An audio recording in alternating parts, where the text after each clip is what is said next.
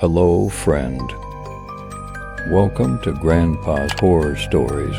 Don't forget to like, subscribe, and comment your own stories. All story rights reserved to original authors. Join us now and let our stories come to life. My downstairs neighbor texted me that I was being too loud. I wasn't home. My phone buzzed in my pocket. I was out at a bar, about 3.5 cosmopolitans deep, tipsy, maybe somewhat pickled, but not totally gone. I pulled my phone out of my pocket. I had one new text from my downstairs neighbor who texted me very seldomly. "Could you quit stomping around up there, please? It's very late." I sensed the aggression in her tone. One time, I held a messy party on a Wednesday night and actually received a noise complaint from my landlord, whom she had spilled the beans to. Since then, I was cautious not to be too noisy. I stepped lightly. I told any guest to leave at a reasonable time. This was odd, though, considering the fact that I wasn't even home. In fact, the bar I was in was about 4 cities over from my apartment anyway. I wasn't even in town. "What do you mean?" I texted back. "I'm not home." My phone buzzed again before I even had time to fully put it away in my pocket. "I can hear you up there, and whoever else is with you. Please. It is very late and I am trying to sleep." At this point, I slipped away from my friend group, all dancing, drinking, and partying, and headed outside. All the smokers were outside. I just hoped none of the men made any unsolicited remarks on my body while I was out there.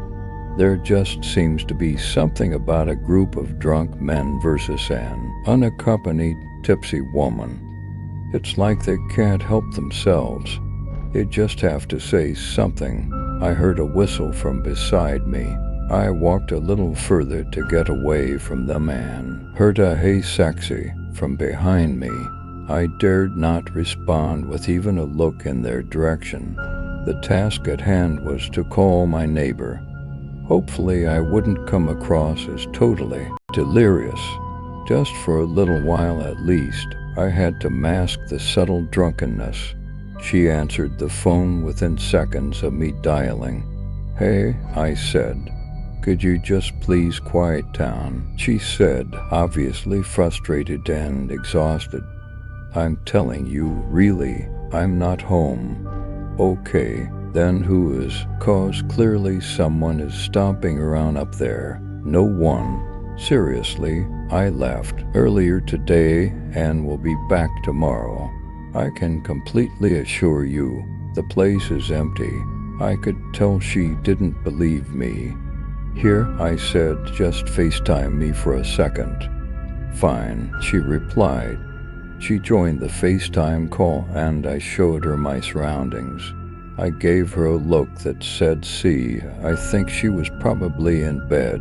It was too dark where she was to actually get a clear look at her face. "Oh," she said, her voice reflecting that she suddenly believed me. "You're sure no one is up there while you're away?" "I'm sure." "Really? No one is there?" "Maybe you're hearing the next suite over or something." "Maybe," she said. "Have a good night." "You too," I told her, my tone annoyed with her pestering. We hung up.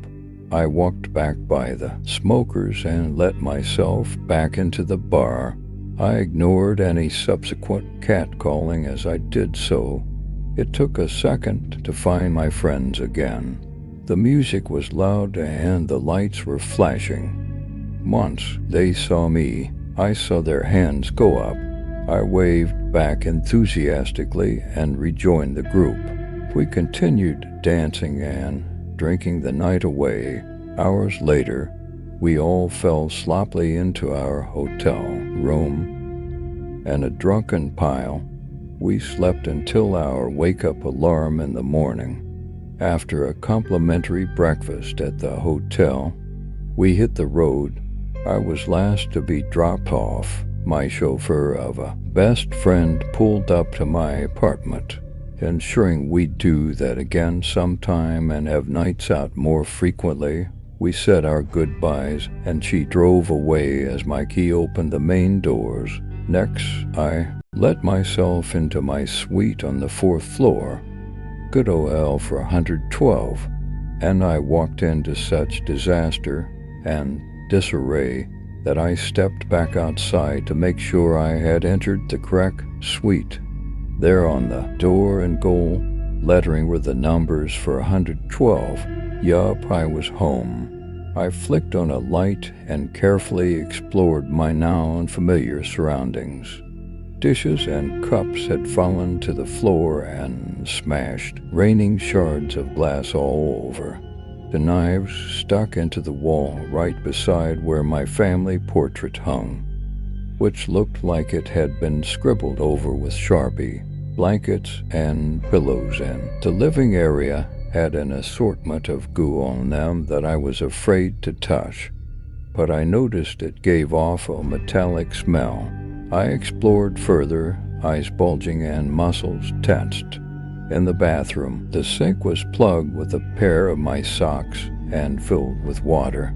I found 3 more pairs of socks in the toilet and 2 in the garbage. In my bedroom, the final area I had to search, more of that weird goo littered my bed, some of it dripping onto the floor and becoming crusty in the carpet. My socks and underwear drawer had obviously been rifled through. I had about $250 of cash in my currency kept in my room as well. It was always stored safely in my bedside table, which had a lock on it. I found the cash in my sock drawer. The cash had obviously been moved, but none of it was taken. In a panic, I called my downstairs neighbor again. "Hello," she answered. "What did you hear last night? What did it sound like? Someone has been in my suite." There was a pause of silence before she spoke again. "Huh?" she asked. "Last night, when you said there were noises coming from my suite." Again, a pause. Then she spoke. "I didn't hear anything last night. Sorry to be unable to help, but I've been away on vacation for the past week. I don't get back until Thursday, so I really can't help you out here. Sorry." I ran my hand through my hair. I felt disoriented in a way that no amount of alcohol has never made me feel. "No," I said. "You called me last night. I assure you, I did not. Look, I gotta go. I'm sorry you were robbed or whatever, but I'm a 4-hour plane ride away. I can't help." Completely confused, I managed to stutter a quick okay before I heard her hang up the phone. Suddenly, I felt something fall onto my head. It was a sock. Update: this has gotten a lot more attention than I expected. There will be a part 2. Thanks for all of your comments.